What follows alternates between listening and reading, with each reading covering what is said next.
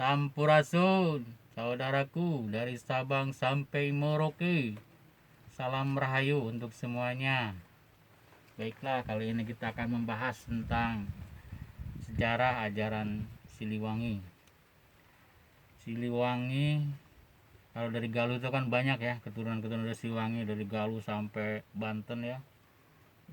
Bukan Jawa Barat aja nih, sampai Sumatera, sampai Bali pun ada kan keturunan di Siliwangi itu. Jadi kita buka tentang Siliwangi ini, kita jangan salah mengartikan tentang kalimat-kalimat bahwa raja kita ini istrinya sampai ada yang bilang tuh saya lihat sampai 100 berapa gitu, banyak 160 lebih. Aduh, itu nggak bener itu, jangan jangan terlalu berlebihan ya kalau kita membahas tentang sejarah. Kasihan masa leluhur kita sampai segitunya. Ada lagi yang bilang mau diislamin, mau disunatin, sampai dikejar-kejar sama putranya Prabu Kiang Santang. Itu pun itu udah ngawur gitu, ngawur ya. Jangan ya, kita leluhur kita ini harus kita jaga nama baiknya. Jangan asal-asal aja kita membuat tema yang membuat sejarah nama leluhur kita itu malah tercoreng gitu loh. Sekarang kita bahas tentang masalah Siliwangi. Sili Asah, Sili Asih, Sili Asuh, Siliwangian. Silih asah artinya saling mendoakan, saling mencerdaskan, ya kan? Saling mendidik. Artinya saling mendidik supaya saling membuat diri kita tuh menjadi sama-sama pintar, sama-sama pandai gitu. Kemudian silih asih. Silih asih itu saling menyayangi, saling mengasihi, ya, saling berbagi punya makanan, punya uang, ya jangan pelit sama saudara, sama teman, sama orang tua, keluarga, ya jangan pelit. Harus suka berbagi gitu. Suka berbagi, bukan begini, bukan berbagi, punya rezeki, punya uang, berbagi cinta dan kasih sayang. Silih asuh, silih asuh ini kita saling melindungi, saling menjaga nama baik, ya kan, saling momong gitu. Bagaimana caranya buat teman kita nih mau terjerumus hal-hal negatif, dikasih tahu, jangan, itu jangan negatif, oh itu jangan bahaya, saling saling kasih tahu gitu. Kita saling memberitahu, saling melindungi, saling menjaga. Silih asuh. Nah, silih asah, silih asuh, siliwangian. Kemudian kujang. Kujang ini jangan juga salah mengartikan, kujang ini bukan untuk membunuh ya, bukan. Kujang itu adalah kunci, jang itu adalah senjata yang maha suci. Jadi kujang itu adalah senjata yang maha suci. Senjata yang maha suci, kujang. Bukan senjata untuk membunuh, bukan. Kujang itu adalah kunci, ya.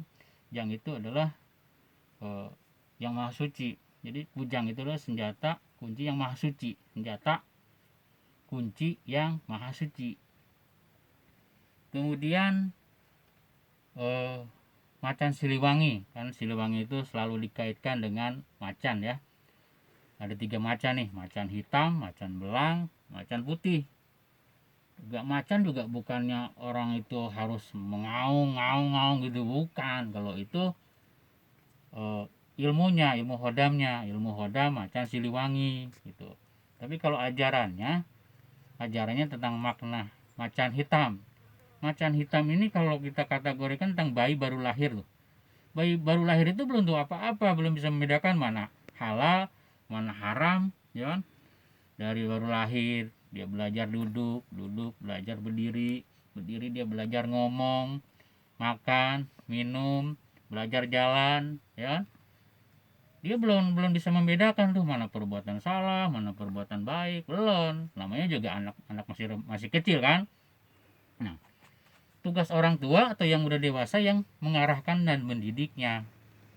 Contohnya gini, seekor macan kalau dari bayi macan dicampurin dengan kambing, sama-sama masih bayi tuh, aku sampai gede tuh nggak bakal